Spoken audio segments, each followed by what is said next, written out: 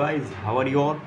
So let's get started with today's topic, which is a CSS math function. अब देखो, CSS के अंदर भी गणित के कुछ फंक्शंस होते हैं जिससे आप कैलकुलेशन वगैरह अपना आसान कर सकते हो। बेसिकली इसमें तीन सबसे मेजर फेमस हैं, जिसका नाम है कैल्क, मैक्स और मिन। देखो, कैल्क नाम से समझ रहे हो क्या हो रहा है, कैलकुलेशन का काम करेगा। जैसे लिखा है ना, कोई भी कैलकुलेशन वाला परफॉर्मेंस होगा तो वो कैल्क करेगा। जैसे अगर मान लो आप इसे उठाओगे, टॉपिक ये और VS कोड में आके समझते हैं। अगर अब देखो यहाँ पे क्या है, मेरे को विड्थ जो देना था वो 100% में से 100 पिक्सल कम देना था। अब इसके लिए डेवलपर क्या करेगा, तो खुद से कैलकुलेशन करेगा, अपना टाइम बर्बाद करेगा। उससे बेटर ऑप्शन क्या हो सकता है, कैल्क फंक्शन का इस्तेमाल करके वो अपना कैलकुलेशन कंपाइलर से करा लेगा। अब रन करूँगा तो ऑटोमेटिक वो अपने हिसाब से एडजस्ट होगा। मैंने कहा 100 नहीं, 200 पिक्सल उससे कम होगा। और क्या होगा साथ में, वो मल्टीपल होगा कितने का, 1 पिक्सल का। ऐसा कुछ मैंने कह दिया, 1 या फिर 2 पिक्सल ले लो।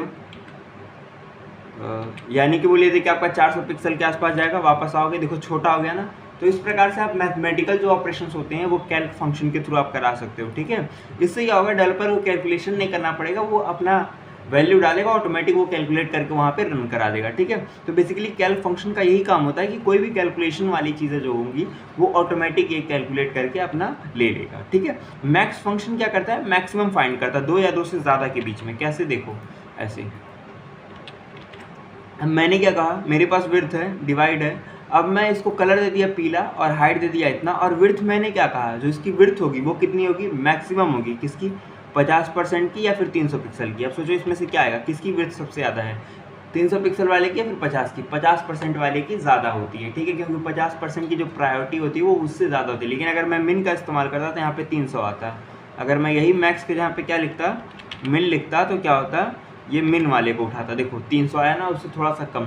तो बेसिकली मैक्स और मिन ये सारे फंक्शंस होते हैं जो कि इनबिल्ड होते हैं आपके CSS के अंदर, जिसकी हेल्प से डेवलपर को ज़्यादा परिश्रम, ज़्यादा मेहनत ना करना पड़े, वो ऑटोमेटिक सारे काम को करा सके। ठीक है, तो बेसिकली इन सारे फंक्शन का इसीलिए हम लोग इस्तेमाल करते हैं। ठीक है, मिन भी सेम है, आप पढ़ लिए। देखो अगला क्या होता है, CSS के अंदर राउंडेड कॉर्नर क्या होते हैं। अब देखो CSS के अंदर राउंडेड कॉर्नर नाम का एक जो टॉपिक होता है, इसका यूज़ क्यों करते हैं और क्या होता है। जैसे कोई भी आप चीज़ बना रहे हो, कोई डिव, कोई बटन, कोई भी चीज़, तो हल्का सा जब वो कर्व शेप में आता है तो वो बेटर लगता है। ठीक है, कैसे, देखो ऐसे। अब ये है, अच्छा लग रहा है। अगर इसी को मैं राउंडेड ना करे किसी और शेप में किया होता तो ये बहुत भद्दा सा लगता है, वो फील नहीं देता है। ठीक है, जैसे कि मान लो अगर मैं पेंसिल लिख बनाता हूँ, यहाँ पे कुछ ऐसा बनाता, तो ये अच्छा लग रहा है उससे, नहीं, ये ज़्यादा अच्छा लग रहा है कि नहीं। क्यों, क्योंकि ये कि राउंडेड शेप में है। ठीक है, तो बेसिकली राउंडेड वगैरह ज़्यादा बेटर लगते हैं। इसको यूज़ करने का तरीका बहुत आसान है। जैसे कि इसको उठाओ, वापस आओ, पेस्ट करो एंड देखो, समझो। यहाँ पे मैंने 3 एग्जाम्पल लिए हैं, राउंडेड कॉर्नर नंबर 1, 2 एंड 3। अब तीनों में बेसिकली काम क्या है, ये तीनों को राउंडेड कॉर्नर्स देगा, यानी कि राउंड करेगा। कैसे, फर्स्ट ऑफ ऑल ये वाला देखो, 25 पिक्सल इसका मैंने बॉर्डर रेडियस दिया। बॉर्डर रेडियस से उसको कर्व करने का, यानी कि राउंड करने का काम करता है। ठीक है, बैकग्राउंड दिया, पैडिंग दिया, विड्थ हाइट वही पुरानी प्रॉपर्टी। बस बेसिकली इसमें नया क्या आ रहा है, बॉर्डर रेडियस। बॉर्डर आपने पढ़ रखा है, एक बॉर्डर बनाता है, बॉर्डर रेडियस क्या करता है, उस बॉर्डर के कर्वनेस को दिखाता है, कितना वो कर्वी होगा। ठीक है, बेसिकली इसका यही काम होता है।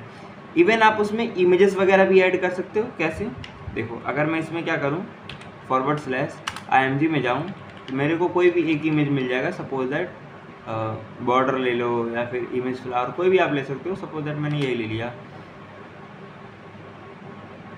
बॉर्डर फ्लावर में भी इसमें होगा तो रन कर जाएगा। ठीक है, देखो यहाँ पे आया ना ये, तो ये देखो, ये इस प्रकार का बना, ये इस प्रकार का बना और ये इस प्रकार का बना। तो ये जो सारे इमेजेस आपके बन रहे हैं डिफरेंट शेप्स के, ये कैसे बन रहे हैं, with the help of this. अगर मान लो आप कोई और इमेज डाल के देखो, आप अपने हिसाब से देखो, जब ये खुद से आप प्रैक्टिस करोगे आपको ये सारी चीज़ें समझ में आएंगी। इमेज sir.jpg ट्राई करते हैं, आ जा भाई। हाँ, आ गया ना। देखो यहाँ पे ये हल्का सा कर्वनेस सा आ रहा है। अगर मैं इसे ड्रैग करूँ, यहाँ से दिख रहा है, जस्ट देखो यहाँ पे दिख रहा है कि नहीं। तो ये जो कर्व आ रहा है हल्का सा, ये कहाँ से आ रहा है, with the help of this. अगर मान लो ये 25 पिक्सल्स को मैं बढ़ा दूँ या फिर घटा दूँ तो उसी हिसाब से आएगा। मान लो मैंने कर दिया 50%, अब ये टोटल सर्कल की तरह आएगा। देखो आ गया ना, हल्का सा सर्कल की तरह। तो इस प्रकार से आप बॉर्डर रेडियस का इस्तेमाल करके क्या कर सकते हो, इन सबको यूज़ कर सकते हो, कोई भी शेप में आप आकार दे कर सकते हो।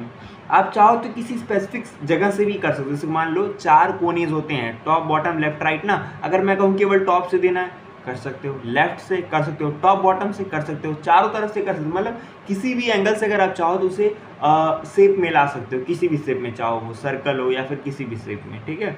तो बेसिकली देखो आप इसे पढ़ सकते हो।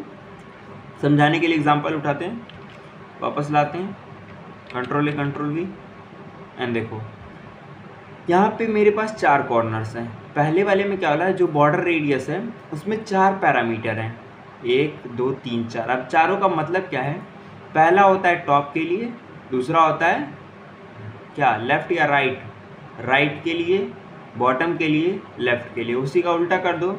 अब इसमें देखो क्या है, एक है, तो एक का मतलब वो ऑटोमेटिक समझ गया, टॉप एंड बॉटम, बाकी वो राइट और लेफ्ट का है। दूसरे में क्या है, टॉप बॉटम राइट लेफ्ट, और इसमें केवल 15 है, तो इसका मतलब क्या है, ये चारों तरफ से 15 लेगा। इसको रन करके आप देख सकते हो। देखो पहले में क्या है, ये है, ये है, ये है और ये है। इसमें क्या है, देखो ये दोनों साइड से बराबर है ना, क्योंकि मैंने कि 3 पैरामीटर दिए, तो इसमें कितना है, 2 ही है, तो देखो दोनों बराबर हैं। और इसमें क्या है, आपका एक ही पैरामीटर दिया, तो देखो एक ही शेप का ये हुआ है। आप यहाँ पे पढ़ सकते हो, देख रहे हो कि नहीं। तो बॉर्डर रेडियस का काम बेसिकली यही होता है। एक और एग्जांपल ले सकते हो ऐसे ही,